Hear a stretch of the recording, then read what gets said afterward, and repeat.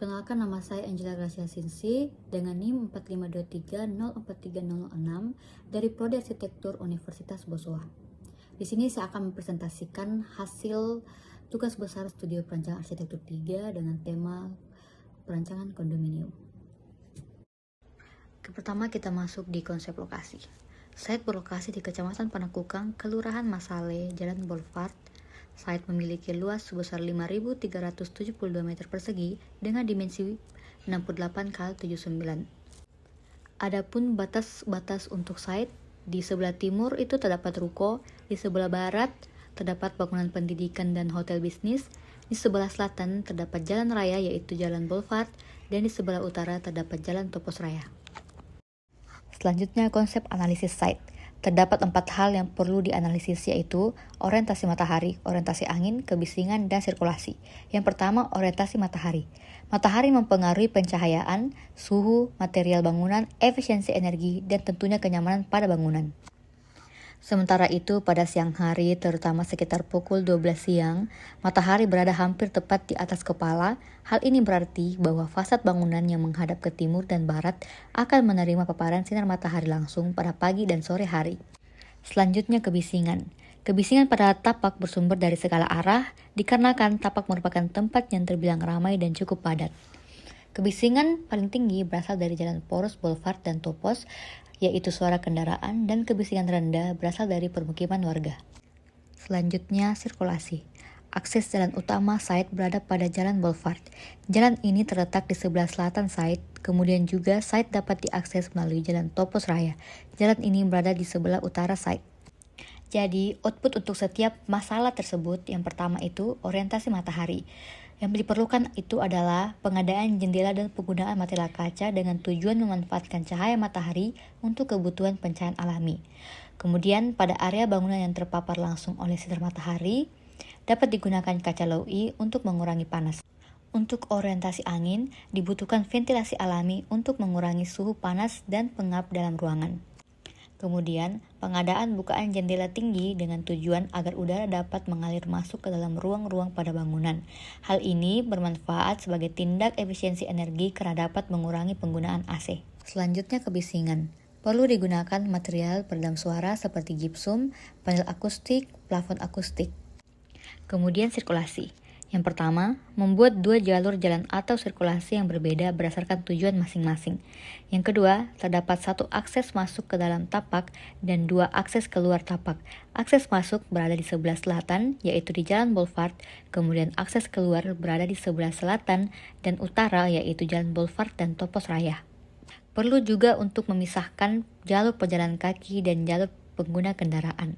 Kemudian membuat jalur khusus bagi pengguna disabilitas, misalnya bagi pengguna kursi roda. Selanjutnya konsep program ruang, kebutuhan ruang. Adapun pelaku pengguna apartemen kondominium yaitu penghuni, pengunjung, penyewa, administrasi, keuangan, petugas keamanan, operator CCTV, teknisi, housekeeping, customer service, dan resepsionis. Kemudian adapun ruangan-ruangan yang dibutuhkan yaitu yang pertama basement, unit hunian, restoran, gym, yoga, toilet staff, toilet umum, ruang administrasi, ruang keuangan, ruang rapat, aula, kantin pengelola, ruang meeting, ruang tunggu, barber, salon kecantikan, sauna, spa, studio musik, studio gambar, playground, ruang bersantai, ruang resepsionis, ruang operator, ruang bengkel teknisi, gudang penyimpanan, ruang housekeeping, infinity pool, dan roof garden. Konsep program ruang, besaran ruang. Besaran ruang ini memiliki tujuan menciptakan ruang-ruang yang sesuai dengan fungsi dan kebutuhan penghuninya dengan mempertimbangkan kenyamanan, efisiensi, serta hubungan antar ruang. Dengan dasar pertimbangan fungsi bangunan residensial, komersial, publik, hubungan ruang, jumlah penghuni dan aktivitas yang dilakukan, dengan kriteria penataan ruang yang efisien dan logis, hubungan fungsional antar ruang yang mudah dan nyaman. Kemudian, hasil dari rekapitulasinya yaitu 23.780 meter persegi. Nah, Basement memiliki luas 2.372,5 meter persegi, dijumlah dengan luas tapak yang memiliki luas 5.372 meter persegi, sehingga memiliki hasil luas bangunan 26.152,5 meter persegi. Kemudian saya menetapkan building coverage-nya yaitu 45% kali 55%. Kemudian konsep program ruang, hubungan ruang vertikal. Memiliki tujuan merancang pola hubungan ruang sesuai pembagian divisi, jenis ruangan, kebutuhan dan lokasi pada ruangan. Adapun hubungan ruang horizontal. Pada bagian basement terdapat ruang teknisi, dan di lantai 1 terdapat lobby, lift, toilet utama, ruang tunggu, resepsionis, minimarket, kafe, restoran. Dan lantai kedua terdapat lift, toilet utama, ruang rapat, CCTV room, ruang keuangan, dan ruang administrasi. Pada lantai 3 terdapat lift, aula, studio musik, dan studio art, ruang bersantai private, toilet utama, barber, spa, sauna, dan salon. Pada lantai keempat terdapat lift, gym, yoga, sky pool, dan sky garden. Pada lantai 5-15 terdapat unit hunian. Selanjutnya konsep program ruang personingan yang memiliki tujuan mengelompokkan ruang berdasarkan jenis ruang, sistem organisasi ruang, kebutuhan dan lokasi pada bangunan, dan mempertimbangkan jenis kegiatan ruang serta pola sirkulasi.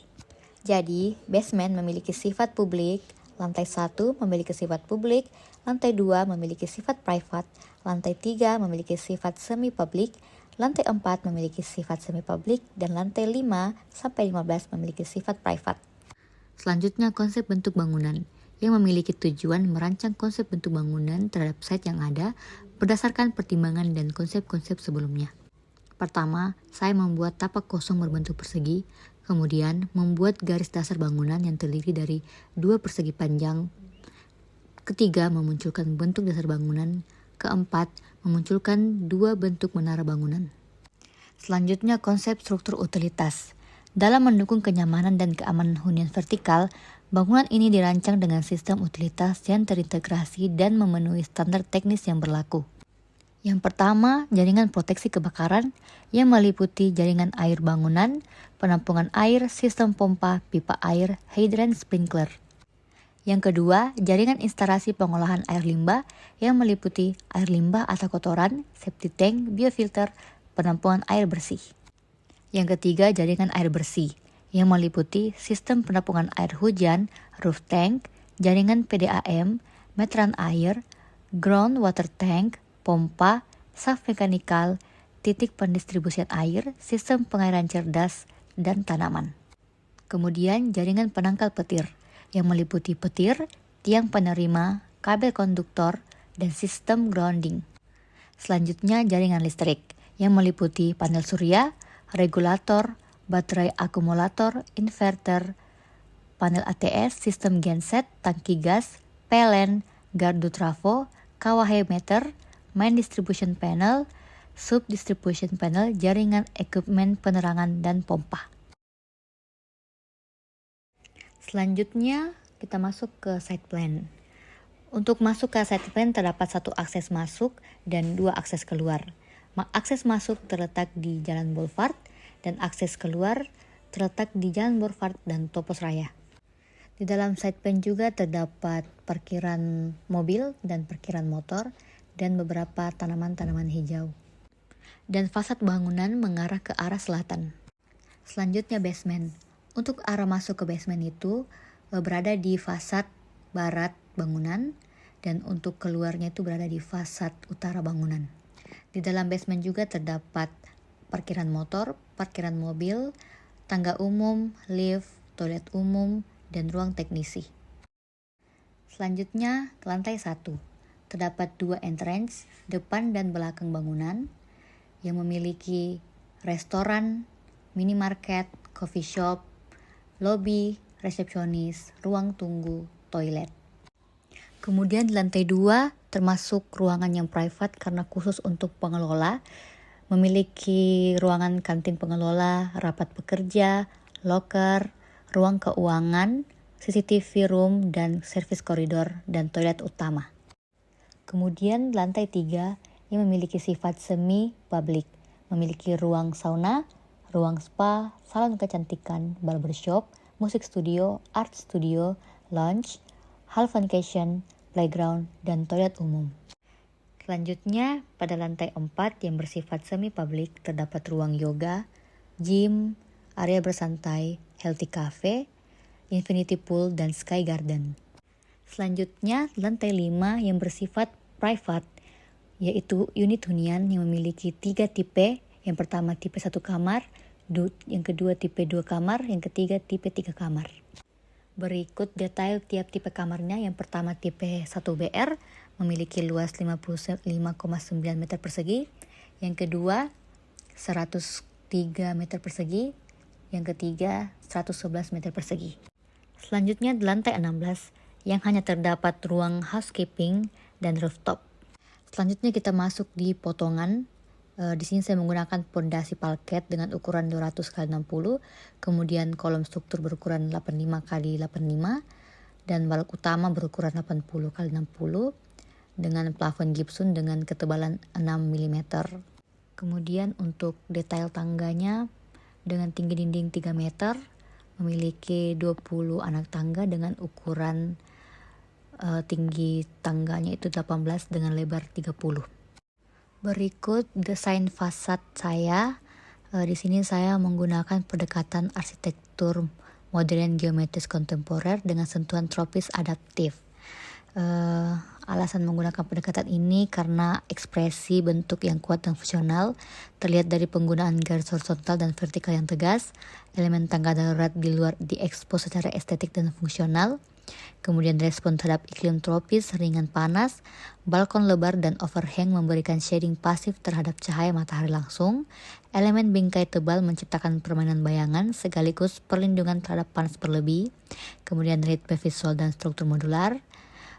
Lalu fasad 2 massa utama dipisah oleh sirkulasi vertikal dan void yang memungkinkan sirkulasi udara silang atau cross ventilation. Juga permainan bingkai, panel pemilihan warna putih, abu-abu, dan coklat. Sekian video presentasi dari saya.